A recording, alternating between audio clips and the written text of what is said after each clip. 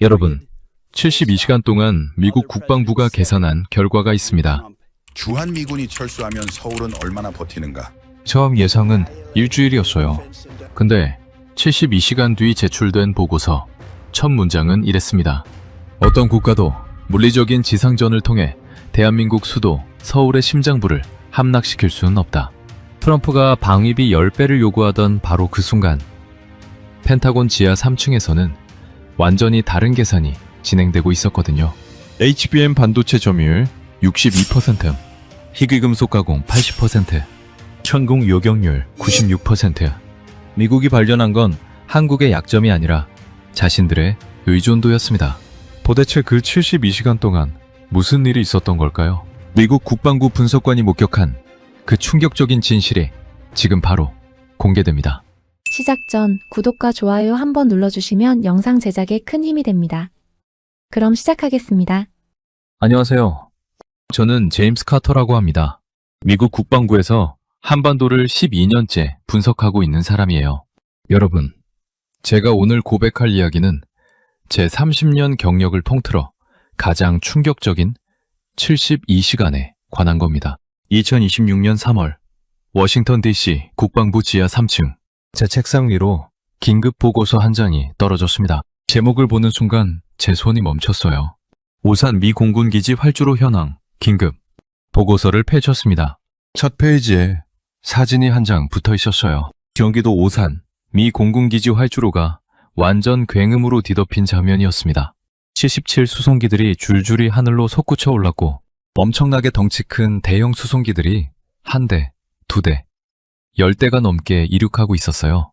여러분, 이 비행기들이 기술을 돌린 곳이 어딘지 아세요? 바로 중동이었습니다. 이란과 이스라엘 사이에 전면전 위기가 터지면서 그동안 한반도를 든든하게 지키고 있던 미군의 핵심 전력들이 실시간으로 쑥쑥 빠져나가고 있는 진짜 충격적인 상황이 벌어진 거죠. 다음 페이지를 넘겼습니다. 더 심각한 내용이 적혀 있었어요. 영국 성주에 있던 그 고고도 미사일 방어 체계, 사드, 아시죠? 그 핵심 장비들마저 중동 전선으로 차출되고 있다는 소식이었습니다. 저는 커피를 한 모금 마셨어요. 식어 빠진 커피가 목구멍을 타고 내려갔습니다. 그런데 여기서 끝이 아니었어요. 제 손에 들린 세 번째 서류, 조선일보 단독보도, 스크랩이었습니다. 제목이 이랬어요. 주한미군 핵심 무기체계 1,000개 이탈, 무려 8개의 패트리어트 포대를 포함해서 1,000개가 넘는 미군 무기체계가 이미 한반도라는 방어선을 이탈해버렸다는 내용이었습니다. 저는 서류를 책상에 내려놨습니다. 손이 미세하게 떨리고 있었어요. 12년 동안 한반도를 분석해온 저도 이 정도 규모는 본 적이 없었거든요. 근데 엎친 데 덮친 격으로 저 바다 건너 워싱턴에서는 아주 대놓고 어마어마한 청구서를 들이밀고 있었습니다. 트럼프 대통령, 그분이 한국을 향해 뭐라고 했는지 아세요? 방위비를 10배 내라고 했어요. 연간 100억 달러. 한국 돈으로 치면 무려 14조 원이라는 말도 안 되는 액수였습니다. 심지어 한국을 향해 현금 인출기라는 진짜 굴욕적인 말까지 서슴지 않았어요. 그날 오후 저는 펜타곤 3층 회의실로 불려 들어갔습니다. 긴 타원형 테이블에 고위 참모들이 둘러앉아 있었어요. NSC 수석 보좌관 캐롤라인 하트가 의자에 깊숙이 기대앉아 팔짱을 끼고 있었습니다. 그녀가 서류 한 장을 테이블 중앙으로 밀어냈어요. 카터, 이거 봤나? 저는 고개를 끄덕였습니다. 같은 보고서였어요. 그녀가 말했습니다. 한국한테 100억 달러 내라고 통보했어. 안 내면 주한미군 28,500명을 빼는 거야. 회의실 안이 조용해졌습니다. 누군가 물 마시는 소리만 작게 들렸어요. 옆에 앉아있던 전략참모 랜들 모건이 빙긋 웃으며 말했습니다. 어차피 들어올 거야. 한국은 버튼만 누르면 돈 나오는 현금 인출기잖아. 몇몇 사람들이 웃었어요. 저도 따라 웃었습니다. 솔직히 그때 저도 그렇게 생각했거든요. 12년 동안 한반도를 분석하면서 제가 배운 건 하나였습니다. 한국은 미군 없이는 못 버틴다. 이게 워싱턴의 상식이었어요. 캐롤라인이 제 쪽을 봤습니다. 카터, 자네한테 임무 하나 줄게. 72시간 안에 보고서 하나 작성해줘. 주제는 이거야. 주한미군이 완전 철수하면 서울은 얼마나 버티는가. 제 등에서 식은땀이 흘렀습니다. 72시간. 3일이에요. 그 안에 한 나라의 생존 가능 시간을 계산하라는 거였습니다. 예상 결론은? 캐롤라인이 물었어요. 저는 잠깐 망설였습니다. 그리고 대답했습니다. 일주일이면 충분할 겁니다. 북한군 128만이 남하하면 서울은 제 말이 끝나기도 전에 랜들이 끼어들었어요. 일주일? 너무 길게 잡는 거 아니야? 휴전선에서 서울까지 고작 50km인데 사흘이면 끝날걸? 회의실에 웃음이 터졌습니다. 저도 어색하게 웃었어요. 하지만 제 머릿속 한구석에서는 이상한 느낌이 올라오고 있었습니다. 뭔가 놓치고 있는 게 있다는 느낌. 그게 뭔지는 아직 몰랐어요. 회의가 끝나고 저는 제 사무실로 돌아왔습니다. 창밖으로 워싱턴의 회색 하늘이 보였어요. 3월의 차가운 바람이 유리창을 흔들고 있었습니다. 저는 컴퓨터를 켰어요. 한반도 관련 파일을 열기 시작했습니다. 72시간. 제게 주어진 시간이었습니다. 그리고 그 72시간 뒤에 제가 발견하게 될 것은 서울의 약점이 아니었어요. 70년간 미국이 믿어왔던 모든 전제가 산산조각 나는 충격적인 진실이었습니다. 하지만 그때 저는 아직 몰랐습니다. 제 손가락이 키보드 위에서 움직이기 시작했어요. 저는 그날 밤 사무실에 혼자 남았습니다. 건물 대부분의 불이 꺼졌고 복도는 텅 비어 있었어요. 오직 제 사무실 형광등만 하얗게 켜져 있었습니다. 커피를 5잔째 마시고 있었습니다. 제 앞에 펼쳐진 건 한반도 위성지도였어요. 빨간 선 하나가 한반도를 가로지르고 있었습니다. 휴전선, 그리고 그 아래 50km 지점에 서울이 찍혀 있었어요. 여러분, 솔직히 말씀드릴게요. 저도 처음에는 확신했습니다. 한국은 일주일을 못 버틸 거라고요. 아니, 어쩌면 랜들 말이 맞을지도 몰라요. 사흘이면 끝날 수도 있다고 생각했습니다. 왜냐고요? 숫자가 너무 명확했거든요. 휴전선에서 서울까지 4건 50km, 현대 기갑부대가 시속 40km로 달리면 1시간 거리예요. 북한군 128만 명, 한국군 상비군 50만 명. 단순 계산으로는 북한이 2.5배 많았습니다. 제 손가락이 계산기를 두드렸어요. 북한군 남하 예상 시간, 서울 외곽 도달 시간, 시가전 돌입 예상 시점. 숫자를 입력할수록 결론은 하나였습니다. 서울은 72시간을 버티기 힘들다. 보고서 첫 문장을 파이핑하기 시작했어요. 주한미군 철수 시 서울 방어 가능 시간 최대 72시간. 그런데 엔터키를 누르려던 제 손가락이 멈췄습니다. 뭔가 이상했거든요. 저는 다시 한반도 데이터 폴더를 열었어요. 최근 6개월간 한국 관련 보고서들을 쭉 훑어보기 시작했습니다. 그리고 첫 번째 이상한 점을 발견했어요. 한국의 주가 지수였습니다. 화면에 코스피 차트를 띄웠어요. 2026년 1월 4,300포인트, 2월 말 6,000포인트 돌파. 한 달 만에 거의 40% 가까이 치솟은 겁니다. 여러분, 이게 언제였는지 아세요? 미국이 한국한테 100억 달러 내라고 압박하던 바로 그 시기였어요. 보통 이런 압박이 들어가면 주식시장이 흔들려요. 투자자들이 불안해하거든요. 일본이 그랬고 독일이 그랬습니다. 그런데 한국은 정반대였어요.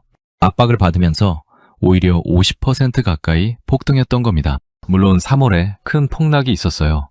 3월 4일 코스피가 12% 폭락을 기록했습니다. 한국 증시 역사상 최악의 하루였죠.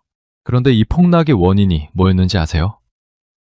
이란, 미국 전쟁 위기였습니다. 저는 화면을 뚫어지게 봤습니다. 이란 전쟁에는 무너졌지만 미국 압박에는 끄떡없었다. 한국 투자자들은 이란 전쟁은 두려워했지만 주한미군 철수는 두려워하지 않았다는 뜻입니다. 두 번째 이상한 점, 한국 언론의 반응이었어요. 조선일보, 중앙일보, 한겨레, 일면을 쭉 훑어봤습니다. 방위비 기사가 있긴 했지만 패닉 상태는 아니었어요.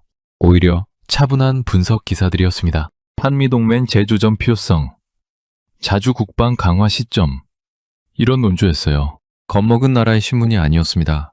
뭔가를 준비하고 있는 나라의 신문 같았어요. 세 번째, 이상한 점, 한국 국방 예산 집행 속도였습니다. 최근 6개월 데이터를 뽑아봤어요. 예산 집행 속도가 급증하고 있었습니다. 보통 나라들은 외부 압박을 받으면 돈을 아껴요. 당장 미국한테 14조 원을 뜯길지도 모르는 상황인데 내부 예산을 최대한 줄이는 게 정상이거든요. 그런데 한국은 반대였어요. 어디에 쓰는지 항목을 클릭해봤습니다. 연구개발비, 무기체계 구매, 군사시설 건설, 전부 장기 프로젝트들이었어요. 여러분, 겁먹은 나라는 장기 프로젝트에 돈을 안 씁니다. 만약 내일 전쟁 날지도 모르는데 3년짜리 연구개발에 돈을 쏟아붓겠어요? 안 그래요. 그런데 한국은 장기 프로젝트에 돈을 쏟아붓고 있었습니다.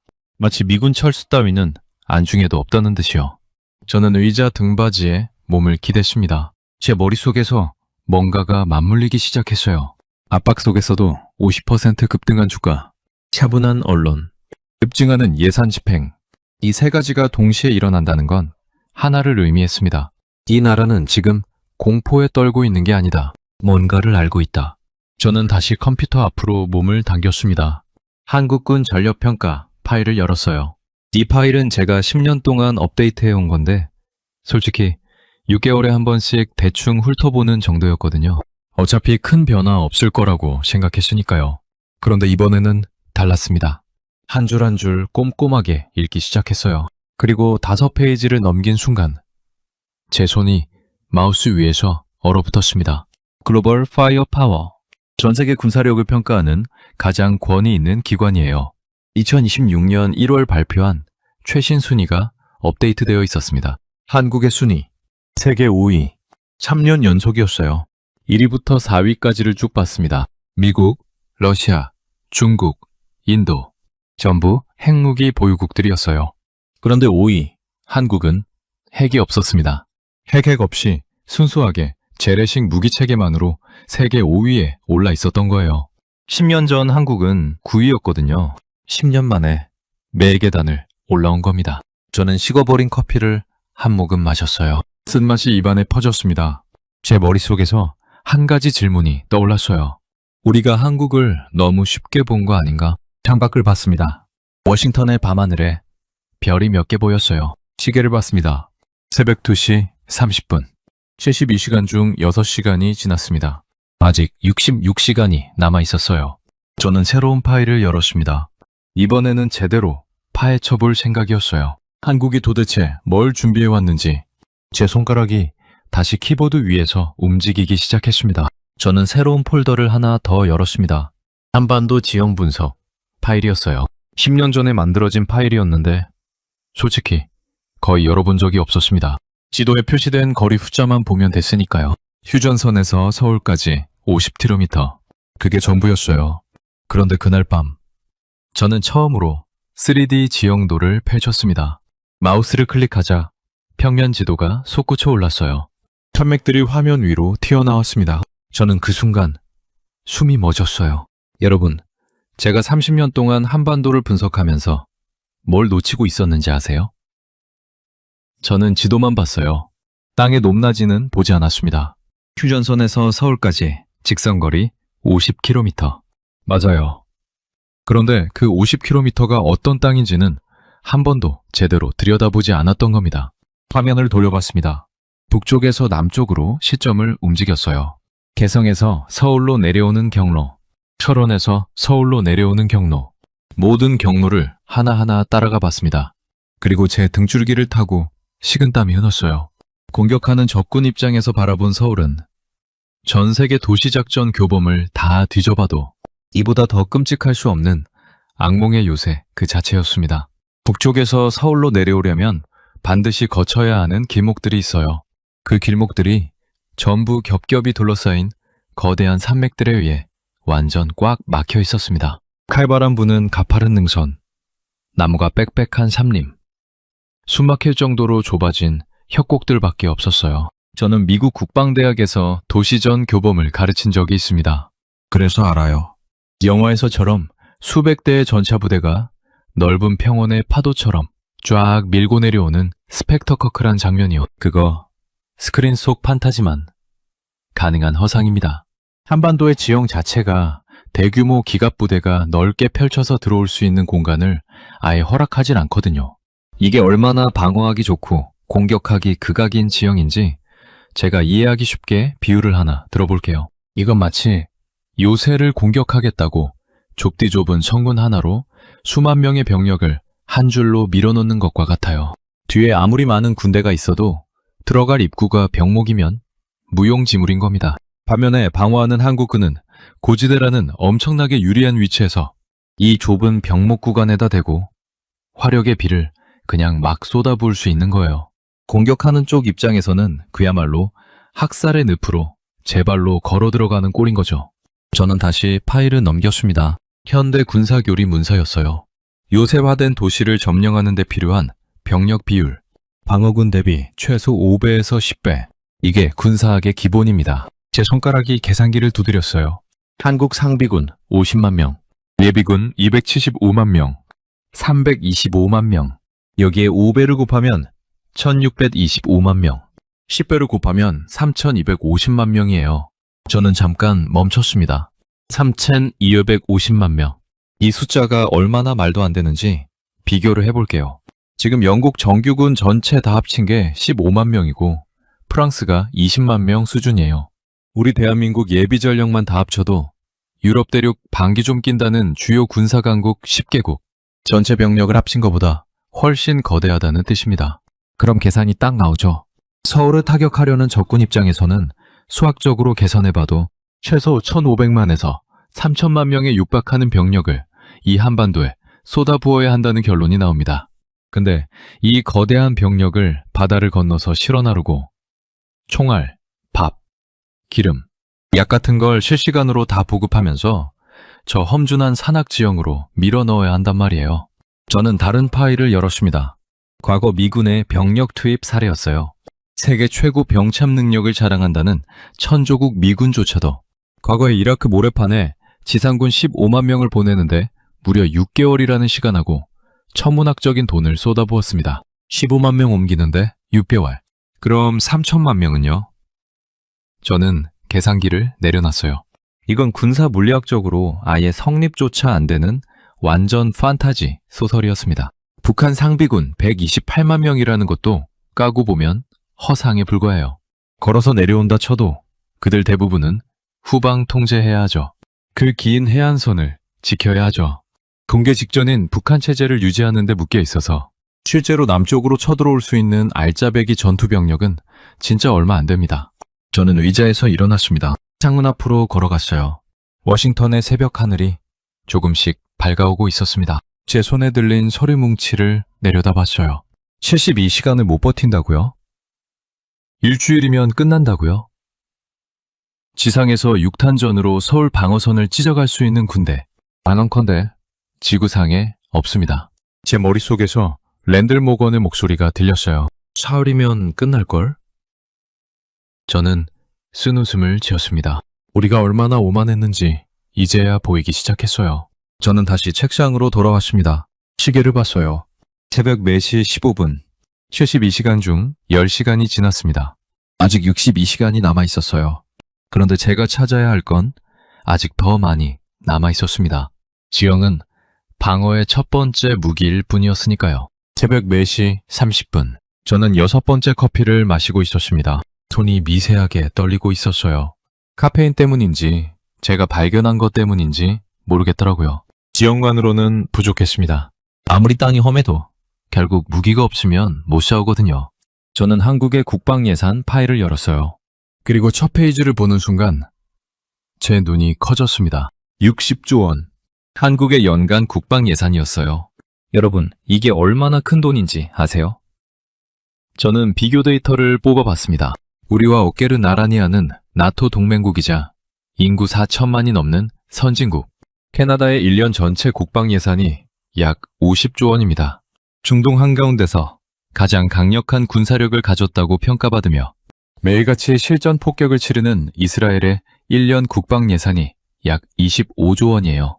그런데 한국은 매년 60조 원을 국방에 조용히 쏟아붓고 있었습니다.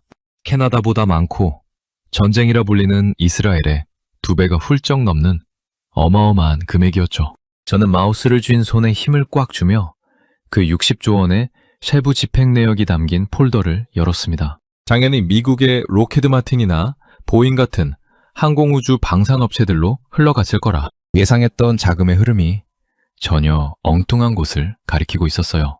스크롤을 내리던 제 손가락이 일순간 멈칫했습니다.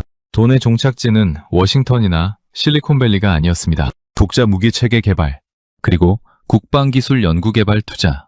한국은 남의 무기를 사오는데 돈을 쓰는 게 아니라 자기들 스스로 백지 상태에서 무기를 설계하고 만드는데 그 천문학적인 예산을 쏟아붓고 있었습니다.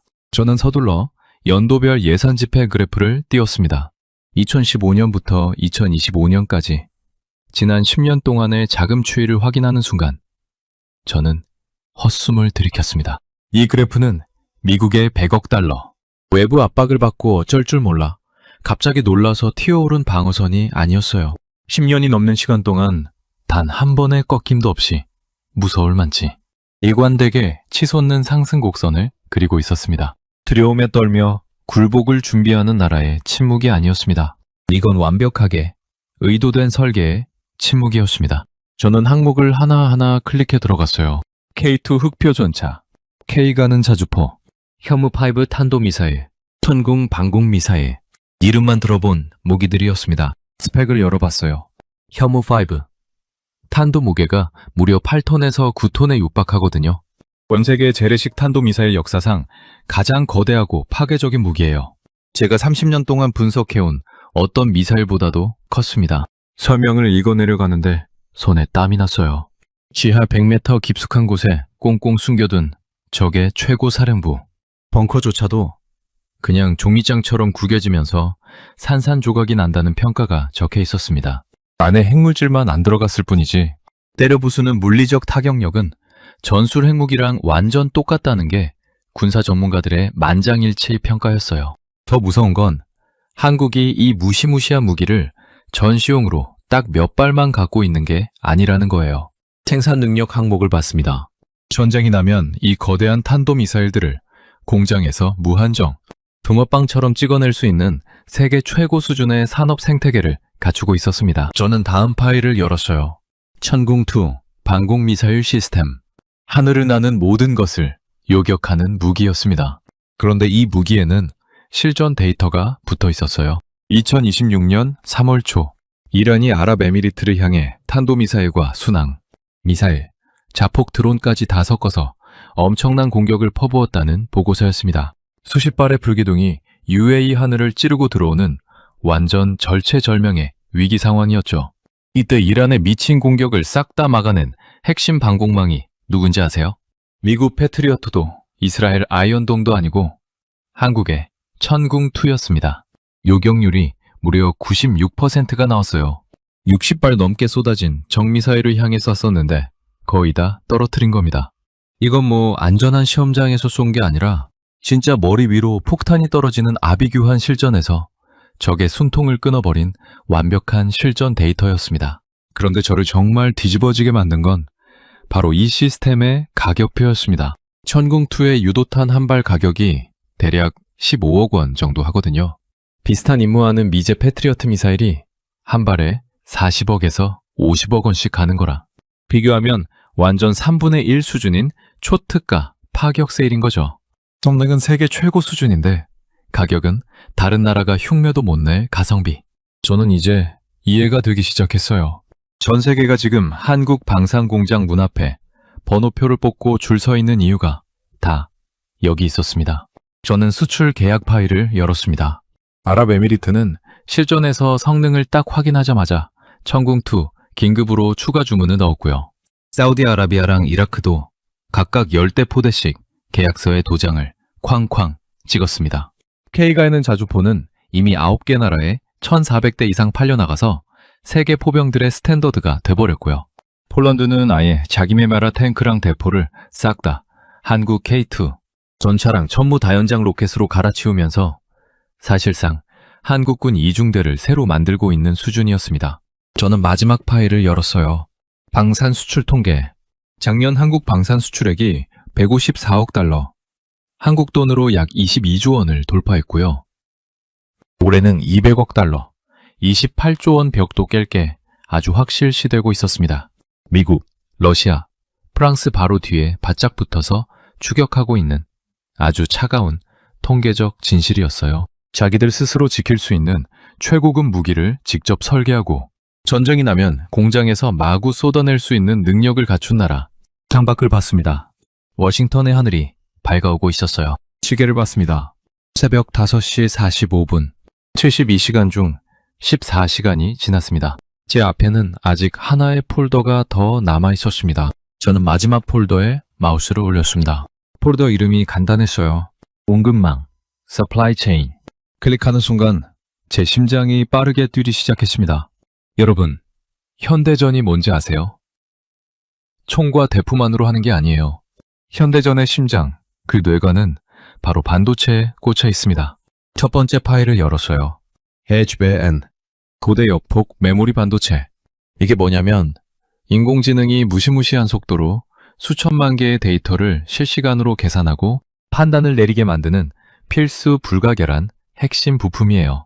챗 GPT를 돌리는 엔비디아의 최고급 GPU조차도 이 HBM이 없으면 아무에도 쓸모없는 고철 덩어리에 불과합니다. 저는 떨리는 손으로 마우스를 스크롤에 내려갔습니다. 이 HBM 반도체를 지구상에서 가장 압도적인 성능으로 가장 많이 찍어내는 곳이 어디인지 아십니까? 경기도 이천에 공장을 둔 SK 하이닉스입니다. 한국 회사예요. 세계 시장 점유율 2026년 2분기 기준 62%. 삼성전자의 점유율까지 더하면 사실상 이 괴물 같은 반도체 시장 전체를 한국이 통째로 쥐락펴락하고 있었습니다. 미국 최고의 반도체 기업 엔비디아의 수장인 젠슨 환이 오죽하면 공개석상에서 SK 하이닉스 없이는 우리 제품이 존재할 수 없다고 고개를 숙이며 인정했을까요? 저는 다음 페이지를 넘겼습니다. 그리고 숨이 막혔어요. 미국 국방부 AI 무기체계 의존도 분석 보고서였습니다. 작성 날짜가 2025년 12월. 불과 석 달 전 문서예요. 보고서 요약란에 적힌 한 줄. 한국산 HBM 공급 중단 시 미 국방부 차세대 무기체계 가동 중지 예상 시간 72시간. 저는 화면에서 눈을 뗄 수가 없었습니다. 72시간. 제가 한국이 버틸 수 있는 시간이라고 계산했던 바로 그 숫자였어요. 상상해 보십시오. 만약 한국 정부가 조용히 그리고 은밀하게 HBM 공급 일정을 단 한 달만 늦춘다면 어떤 일이 벌어질까요? 미국의 인공지능 산업 전체의 동맥이 끊어지고 국방부의 차세대 지휘 통제 시스템 업그레이드는 전면 중단되며 드론 무리 작전도 무용지물이 됩니다. 미국의 최첨단 군사 패권은 순식간에 시력을 잃은 거인처럼 허우적될 수밖에 없는 시나리오가 제 눈앞에 펼쳐졌습니다. 그런데 제가 식은땀을 흘린 진짜 이유는 다음 페이지에 있었습니다. 반도체에서 그치지 않았어요. 두 번째 항목은 희귀 금속이었습니다. 텅스텐, 인디움, 갈륨. 일반인들은 평생 들어볼 일도 없는 이 금속들은 요리의 맛을 내는 절대적인 마법의 향신료와 같습니다. 이 희귀 금속들이 없으면 미국은 최신형 전투기 F-35를 만들 수도 없고 차세대 이지스 구축함을 바다에 띄울 수도 없으며 음속을 돌파하는 신형 미사일을 조립할 수도 없습니다. 이 희귀 금속들의 가공과 정제 과정을 거쳐 전 세계에 공급하는 그 지독하고 치밀한 네트워크의 핵심을 한국 기업들이 무려 80%나 장악하고 있었습니다. 저는 서류를 모니터 가까이로 끌어당겼습니다. 워싱턴의 참모들이 주한미군 28,500명을 볼모로 잡고 한국을 향해 14조 원의 협박장을 던질 때 한국은 그 오만한 청구서에 정면으로 대응할 필요조차 없었습니다. 그들은 그저 자기들이 주고 있는 공급망 밸브를 아주 살짝, 정말 티도 안 나게 몇 바퀴만 잠그는 신만으로도 미국의 거대한 방위, 산업라인 전체를 멈춰 세울 수 있는 완벽한 보복카드를 손에 쥐고 있었던 겁니다. 마지막 세 번째 항목, 조선업. 대한민국은 세계 1위의 조선 강국입니다. 영하 1163도에서 액화 천연가스를 싣고 거친 바다를 건너는 거대한 특수선박, LNG 운반선. 이 엄청난 기술력이 필요한 시장의 70% 이상을 한국이 삼키고 있습니다. 반면 세계 최강의 해군을 자랑한다는 미국은 지금 낡은 군함들을 고칠 데가 없어서 수리 대기표만 끊어놓고 정박해 있는 처참한 위기를 겪고 있습니다. 자국 조선소들의 능력이 바닥을 치면서 미 의회에서조차 제발 한국 조선소에 미 해군의 정비를 맡겨야 한다는 굴욕적인 법안이 오르내릴 정도였습니다. 100억 달러 협박, 무릎 꿇리려는 미국과 그 미국이 정비해주지 않으면 바다에 배도 띄우기 버거운 현실. 저는 의자에 깊숙이 등을 기대며 천장을 올려다봤습니다. 숨이 턱 막혔어요. 도대체 한국은 언제부터 이런 치밀한 괴물이 된 걸까? 제 기억의 테이프가 1997년 외환위기 시절로 빠르게 감겨 올라갔습니다. 나라 경제가 거덜나고 거리에 실업자들이 쏟아져 나오며 국가 부도 직전까지 몰려 IMF의 쓰디쓴 처방전을 받아들여야 했던 그 참혹한 수모의 시간. 한국은 그때 뼈저리게 결심했던 겁니다. 두 번 다시는 남의 손에 운명을 맡기지 않겠다고. 미국이든 누구든 의존하면 결국 버림받는다는 그 서늘한 진실을 한국은 피눈물을 흘리며 배웠던 겁니다. 그리고 20년이 넘는 세월 동안 반도체에 국가의 명운을 걸고 소재와 부품을 국산화하며 방위산업 수출을 국가 최우선 전략으로 키워왔습니다. 이건 우연히 터진 재판이 아니었습니다. 무섭도록 치밀하고 차가운 이성으로 짜인 20년짜리 생존 설계의 결정체였던 겁니다. 저는 키보드 위에 손을 올렸습니다. 그리고 타이핑을 시작했어요. 보고서 제목부터 바꿔야 했습니다. 주한미군 철수 시 서울 방어 가능 시간이 아니었어요. 새로운 제목을 적었습니다. 주한미군 철수 시 한미 상호 의존도 분석. 엔터키를 눌렀습니다. 그리고 첫 문장을 적기 시작했어요. 결론부터 말하겠습니다. 지구상의 그 어떤 나라도 물리적인 지상전을 통해 대한민국 수도 서울의 심장부를 함락시킬 수는 없습니다. 타이핑을 멈췄습니다. 창밖을 봤어요. 워싱턴의 아침 해가 떠오르고 있었습니다. 시계를 봤습니다. 오전 7시 15분. 72시간 중 16시간이 지났습니다. 제 머릿속에서 캐롤라인 할트의 목소리가 들렸어요. 한국은 버튼만 누르면 돈 나오는 현금 인출기잖아. 저는 쓴웃음을 지었습니다. 우리가 누구 목줄을 쥐고 있다고 착각한 걸까요? 이 보고서를 올리는 순간 펜타곤 전체가 발칵 뒤집힐 게 분명했습니다. 오전 9시. 저는 펜타곤 3층 회의실 문 앞에 서 있었습니다. 손에 든 보고서가 무겁게 느껴졌어요. 72시간이 아니라 18시간 만에 완성한 보고서였습니다. 더 이상 기다릴 수가 없었거든요. 문을 열었습니다. 타원형 테이블에 고위 참모들이 이미 앉아 있었어요. NSC 수석 보좌관 캐롤라인 하트, 전략참모 랜들 모건, 그리고 국방부 차관까지 모두 저를 보고 있었습니다. 카터, 빠르네. 아직 54시간이나 남았는데? 랜들이 커피를 홀짝이며 말했어요. 저는 대답하지 않았습니다. 그냥 보고서 뭉치를 테이블 중앙에 놓았어요. 캐롤라인이 보고서를 집어들었습니다. 표지를 읽더니 눈썹이 올라갔어요. 주한미군 철수 시 한미 상호 의존도 분석. 카터, 우리가 물어본 건 서울이 얼마나 버티느냐였는데 읽어보시면 알 겁니다. 제가 말했어요. 목소리가 생각보다 차분하게 나왔습니다. 캐롤라인이 첫 페이지를 넘겼어요. 그리고 제가 적어놓은 첫 문장을 읽기 시작했습니다. 지구상의 그 어떤 나라도 물리적인 지상전을 통해 대한민국 수도 서울의 심장부를 함락시킬 수는 없습니다. 회의실이 조용해졌습니다. 누군가 펜을 떨어뜨리는 소리만 작게 들렸어요. 랜들이 웃음을 터뜨렸습니다. 카터, 밤샘한 거 알겠는데 너무 피곤한 거 아니야? 북한군 128만이 남하하면 휴보 28만 중에서 실제로 남하 가능한 전투병력은 30만이 채 안 됩니다. 제가 끊어 말했어요. 랜들의 웃음이 멈췄습니다. 저는 계속했습니다. 나머지는 후방 통제, 해안 방어, 체제 유지에 묶여 있습니다. 그 30만이 서울을 점령하려면 한국군 325만을 상대해야 해요. 군사교리상 요새 도시 정령에는 방어군의 5배에서 10배 병력이 필요합니다. 계산이 안 나옵니다. 캐롤라인이 다음 페이지를 넘겼어요. 한반도 3D 지형도가 나왔습니다. 저는 설명했습니다. 휴전선에서 서울까지 직선거리 50km. 맞습니다. 그런데 그 50km가 전부 산맥으로 막혀 있어요. 병목 구간입니다. 뒤에 100만 대군이 있어도 들어갈 입구가 좁으면 무용지물이에요. 방어군은 고지에서 화력을 쏟아붓기만 하면 됩니다. 국방부 차관이 안경을 벗었습니다. 그리고 물었어요. 그럼 공중폭격은? 미사일은? 한국은 3층 방공망을 갖추고 있습니다. 천궁, 패트리어트, 그리고 엘셈. 2026년 3월 UAE에서 천공2가 이란 미사일 60발 중 64발을 요격했습니다. 요격률 96%. 실전 검증된 수치입니다. 저는 다음 페이지를 넘겼어요. 현무5 미사일 사진이 나왔습니다. 현무5 탄두 중량 8에서 9톤. 전술 핵무기급 파괴력입니다. 지하 100m 벙커도 관통합니다. 한국은 이걸 양산할 수 있는 체계를 갖췄어요. 선제 타격 능력입니다. 랜들이 서류를 뺐듯이 가져갔습니다. 페이지를 빠르게 넘기더니 한 페이지에서 멈췄어요. HBM 반도체 페이지였습니다. 이게 뭔 소리야? 랜들의 목소리가 떨렸어요. 저는 차분하게 설명했습니다. SK 하이닉스 HBM 반도체 세계 점유율 62%. 우리 국방부 AI 무기 체계가 전부 이 반도체로 돌아갑니다.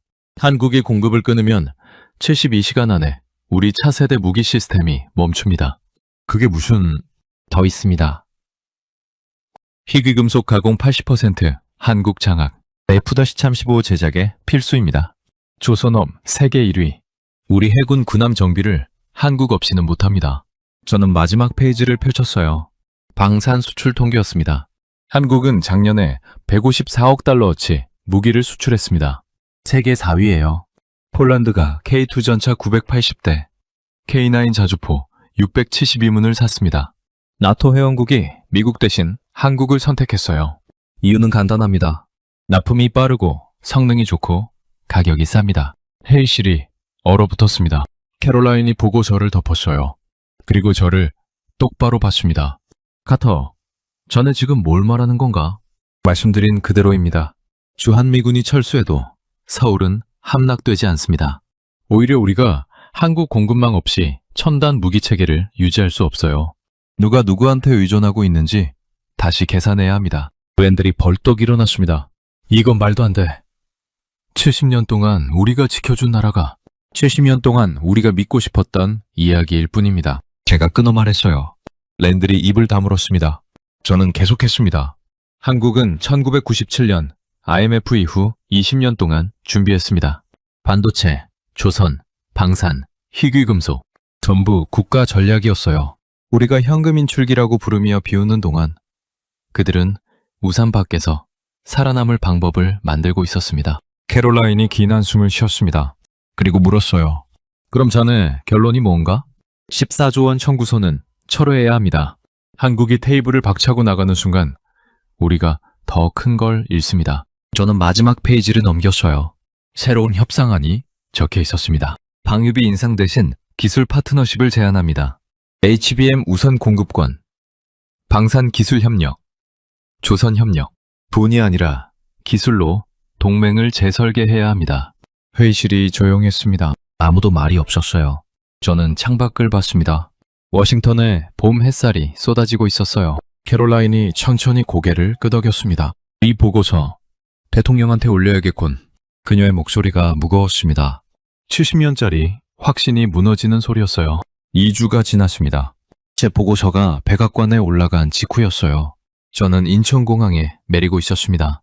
미국 협상단의 일원으로 서울에 온 겁니다. 공항을 빠져나오는데 거리 풍경이 눈에 들어왔어요. 고층 빌딩들, 쏟아지는 차량들, 지하철 입구마다 빼곡한 사람들. 12년 전 처음 왔을 때와는 완전히 다른 도시였습니다. 아니, 제가 다르게 보고 있었던 거겠죠? 협상 첫날 오전, 서울 시내 한 호텔 회의실, 테이블을 사이에 두고 양국 대표단이 마주 앉았습니다. 미국 측 수석대표 로버트 선은 잔뜩 힘이 들어간 목소리로 소리뭉치를 테이블 위에 탁 소리나게 내려놓았어요. 주한미군 28,500명, 유지비 전액 한국 측 부담, 미합의 시, 단계적 철수, 수순 돌입. 그는 상대방을 압도하려는 듯 거만한 눈빛으로 한국 측 대표를 쳐다봤습니다. 마치 선택의 여지가 이젠 없다는 걸 빨리 인정하고 사인이나 하라는 표정이었어요. 2주 전 펜타곤 회의실과 똑같은 공기였습니다. 하지만 한국 측 수석대표 김태준은 그 오만한 선언을 끝까지 듣고도 표정 하나 변하지 않았습니다. 그리고 침착하게 품에서 서류 한 장을 꺼냈어요. 아무런 힘주기도 없이 아주 조용히 테이블 한가운데로 그 서류를 밀어놓았습니다. 소리조차 나지 않았지만 그 정적은 100억 달러 협박보다 수백 배는 더 무거웠습니다. 서류의 제목은 단 한 줄이었어요. 대한민국 전략 핵심 자원 및 기술 협력 현황. 미국 측 협상단은 처음에 그 서류가 무엇을 의미하는지 전혀 눈치채지 못했습니다. 로버트가 어이없다는 표정으로 서류를 집어들었어요. 첫 페이지를 넘겼습니다. 그리고 그의 얼굴이 사색이 되었습니다. 이게 확인된 수치입니까? 김태준이 조용히 고개를 끄덕였어요. 로버트 옆에 앉아있던 경제 담당 참모가 서류를 뺏듯이 가져가더니 페이지를 빠르게 넘기기 시작했습니다. HBM 역 12%, 희귀금속 80%, 조선업 70%. 숫자를 읽어내려 가던 그의 손이 떨리기 시작했어요. 잠깐, 회의를 정회하겠습니다. 로버트가 급하게 말했습니다. 미국 측 협상단이 우르르 회의실을 빠져나갔어요. 저도 따라 나갔습니다. 복도에서 로버트가 워싱턴에 긴급 전화를 걸었습니다. 펜타곤, 에너지부, 국무부. 이 숫자들 당장 검증해 주십시오. 48시간 안에 결과를 원합니다. 전화를 끊은 로버트가 저를 봤어요. 카터, 자네 보고서에 있던 그 숫자들 맞나? 전부 사실입니다. 제가 대답했습니다. 로버트가 벽에 등을 기댔어요. 그의 이마에 땐이 맺혀 있었습니다. 48시간. 피말리는 대기 시간이었습니다. 협상은 중단됐고 양측은 호텔 안에서 기다렸어요. 저는 그 시간 동안 서울 거리를 걸었습니다. 남산타워가 보이는 길을 따라 올라갔어요. 정상에서 서울을 내려다봤습니다. 북한산, 도봉산이 서울을 빈 둘러싸고 있었어요. 한강이 도시 한가운데를 가르고 있었습니다. 제가 72시간 동안 모니터로 봤던 그 지형이 눈앞에 펼쳐져 있었어요. 여러분, 그때 저는 깨달았습니다. 이 도시는 처음부터 요새였어요. 자연이 만든 성벽 안에서 1,000만 명이 살아가고 있었습니다. 우리가 지켜준 게 아니었어요. 이 땅 자체가 그들을 지키고 있었던 겁니다. 48시간이 지났습니다. 워싱턴에서 긴급 전문이 날아왔어요. 로버트가 전문을 읽더니 의자에 털썩 주저앉았습니다. 전부 확인됐습니다. 그의 목소리가 갈라졌어요. 저는 아무 말도 하지 않았습니다. 할 말이 없었거든요. 협상이 재개됐습니다. 이번에는 분위기가 완전히 달랐어요. 로버트가 먼저 입을 열었습니다. 한국 측의 전략적 가치를 재평가할 필요가 있다고 판단됩니다. 김태준이 조용히 웃었어요. 비웃는 게 아니었습니다. 슬픈 웃음이었어요. 70년 동안 우리는 미국을 믿었습니다. 동맹을 믿었어요. 그런데 미국은 우리를 현금 인출기라고 불렀습니다. 그래서 우리는 준비했어요. 홀로 서는 법을요. 회의실이 조용했습니다. 김태준이 계속했습니다. 하지만 우리는 아직도 동맹을 원합니다. 다만 이제는 평등한 동맹이어야 해요. 한쪽이 일방적으로 보호하고 다른 쪽이 돈만 내는 관계가 아니라 서로가 서로를 필요로 하는 진짜 파트너십 말입니다. 로버트가 고개를 끄덕였습니다. 그리고 새로운 제안서를 꺼냈어요. 14조 원 청구서는 거기 없었습니다. 대신 기술협력, HBM 우선 공급, 방산 공동개발, 조선 파트너십이 적혀 있었습니다. 잽상은 3일 더 계속됐습니다. 그리고 마지막 날, 양측 수석 대표가 악수를 나눴어요. 70년 동안 이어져온 일방적인 수직관계, 보호자와 피보호자의 굴레가 이 방안에서 완전히 박살났습니다. 한국이 당당하게 동등한 자리에 앉아 미국과 마주보는 역사적인 순간이었습니다. 돈 대신 기술로, 일방 대신 상호로 동맹의 성격이 완벽하게 재설계된 겁니다. 협상이 끝나고 저는 김태준에게 부탁을 했습니다. 한 가지만 여쭤보고 싶습니다. 제가 한국으로 오기 전에 꼭 보고 싶은 곳이 있습니다. 어디입니까? 창원입니다. 방산 공장을요. 김태준이 잠시 저를 봤어요. 그리고 조용히 고개를 끄덕였습니다. 협상이 끝나고 사흘 뒤 저는 경상남도 창원에 있었습니다. 김태준이 직접 안내를 자청했어요. 공항에서 1시간을 달려 도착한 곳은 거대한 방산 공장이었습니다. 입구에서 안전모를 받았어요. 김태준과 함께 공장 안으로 들어섰습니다. 매캐한 철과 기름 냄새가 훅 끼쳐왔어요. 거대한 기계들의 웅장한 진동이 발바닥을 타고 올라왔습니다. 수많은 기술자들이 땀 범벅이 된 얼굴로 묵묵히 각자의 위치에서 새를 깎고 용접 불꽃을 튀기고 있었어요. 여러분, 저는 그때 깨달았습니다. 제가 72시간 동안 모니터로 봤던 숫자들 뒤에 사람이 있었다는 걸요. 김태준이 한 작업대 앞에 멈춰 섰습니다. 소개하겠습니다. 박정태 수석기술관입니다. 28년째 이 공장에서 일하고 계십니다. 50대 후반으로 보이는 남자가 작업복을 입고 서 있었어요. 손에는 마이크로미터를 쥐고 있었습니다. 전차 부품 하나를 정밀하게 계측하고 있었어요. 그의 손가락에는 굳은 살이 박혀 있었습니다. 안녕하십니까? 제가 인사했어요. 박정태가 고개를 끄덕이며 웃었습니다. 그리고 작업대 위를 손으로 가리켰어요. 설계도가 펼쳐져 있었습니다. 온통 한글로 빼곡하게 적혀 있었어요. 10년 전만 해도 이 자리에는 영어랑 독일어로 된 도면이 놓여 있었습니다. 박정태가 말했어요. 목소리가 차분했습니다. 남의 나라 기술을 비싼 돈 주고 사다가 조심스럽게 조립하는 게 전부였어요. 부품 하나 고장나면 외국 본사에 전화해서 사정하고 매뉴얼 한 줄 이해하려고 사전 뒤적이던 시절이 있었습니다. 그가 한글 도면을 쓰다듬었어요. 이제는 우리가 백지부터 선을 긋고 설계합니다. 우리 땅에서, 우리 말로, 우리 손으로요. 그리고 지금은 저 서양 사람들이 우리한테 와서 기술 좀 알려달라고 고개를 숙입니다. 저는 그의 손을 봤습니다. 굳은 살 사이로 기름때가 끼어 있었어요. 28년. 그는 젊은 시절을 전부 이 공장에서 보냈습니다. 한여름 50도가 넘는 공장 안에서 한겨울 영하의 추위 속에서 묵묵히 쇠를 깎아왔던 겁니다. 김태준이 다른 작업장으로 저를 안내했어요. 거대한 포신이 가공되고 있었습니다. K가는 자주포의 핵심 부품이었어요. 폴란드에 가는 겁니까? 제가 물었습니다. 김태준이 고개를 끄덕였어요. 첨직심 이문 계약했습니다. 지금 24시간 풀가동 중이에요. 약속한 날짜에 맞춰 배에 실어야 하니까요. 약속. 제가 중얼거렸습니다. 김태준이 저를 봤어요. 미국은 납품을 8년 뒤에 하겠다고 했습니다. 우리는 2년 안에 했어요. 폴란드가 우리를 선택한 이유는 성능도 가격도 있지만 가장 큰 건 약속을 지킨다는 거였습니다. 우리는 다음 구역으로 이동했습니다. 천궁2 미사일 조립 라인이었어요. 하얀 방진복을 입은 기술자들이 정밀하게 부품을 조립하고 있었습니다. UAE에서 96% 요격률을 기록한 그 미사일입니까? 맞습니다. 역 17발 중 64발 떨어뜨렸어요. 실전이었습니다. 김태준의 목소리에 자부심이 묻어났습니다. 그 이후로 중동에서 주문이 쏟아지고 있습니다. 사우디, 이라크, UAE 추가 주문까지. 종이 위에 스펙이 아니라 진짜 전쟁에서 검증됐으니까요. 저는 조립 라인을 따라 걸었습니다. 20대로 보이는 젊은 엔지니어가 태블릿을 들고 데이터를 체크하고 있었어요. 옆에서 50배 선배가 어깨 너머로 지켜보며 조언하고 있었습니다. 기술이 3배를 넘어 전수되고 있었어요. 마지막으로 김태준이 저를 연구동으로 안내했습니다. 조용한 공간이었어요. 엔지니어들이 컴퓨터 앞에 앉아 설계를 하고 있었습니다. 한 여성 엔지니어가 혐오5 탄도미사일 시뮬레이션을 돌리고 있었어요. 저분이 윤세라 박사입니다.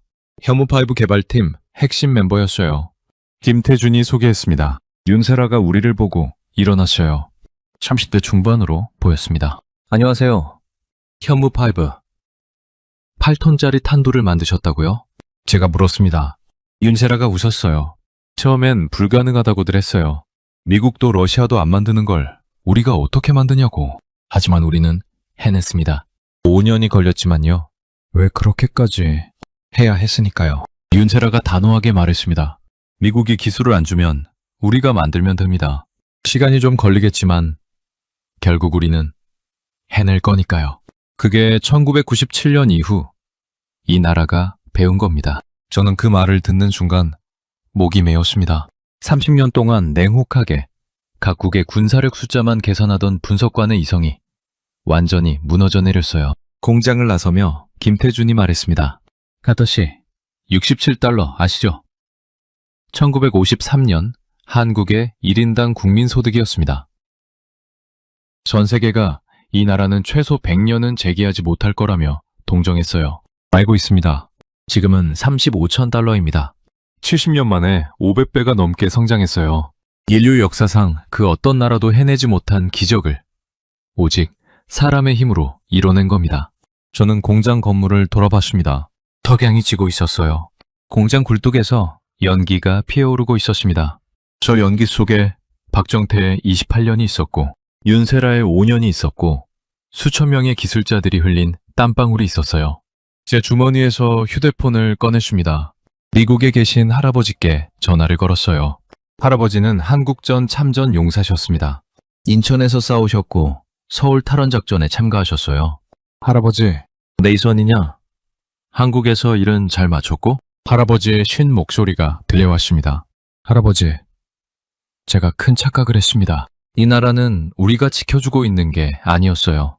저는 할아버지에게 제가 목격한 72시간의 진실을 하나하나 털어놓았습니다. 지형의 요새, 독자 무기 체계, HBM 반도체, 그리고 창원 공장에서 만난 사람들의 이야기를요. 전화 너머로 한참 동안 침묵이 흘렀습니다. 오직 할아버지의 거친 숨소리만 작게 들려올 뿐이었어요. 그리고 이내 낮게 떨리는 목소리가 태평양을 건너 제 귀가에 닿았습니다. 그래, 그 사람들은 그런 사람들이야. 처음부터 우리가 지켜준 게 아니었어. 그 사람들이 스스로 피 흘리며 일어선 거지. 전화를 끊고 저는 창원 하늘을 올려다봤습니다. 별이 하나둘 떠오르고 있었어요. 지구상의 그 어떤 나라도 물리적인 지상전을 통해 대한민국 수도 서울의 심장부를 함락시킬 수는 없습니다. 이제 저는 그 이유를 압니다. 숫자 때문이 아니라 사람 때문이에요. 여러분, 제임스 카터의 이야기 여기까지입니다. 70년 만에 500배 성장한 이 나라를 만든 건 여러분 한 분 한 분의 땀이었습니다. 여러분은 대한민국의 어떤 모습이 가장 자랑스러우신가요? 댓글로 한 말씀 남겨주세요. 지금까지 감동의방이었습니다. 끝까지 시청해주셔서 감사합니다.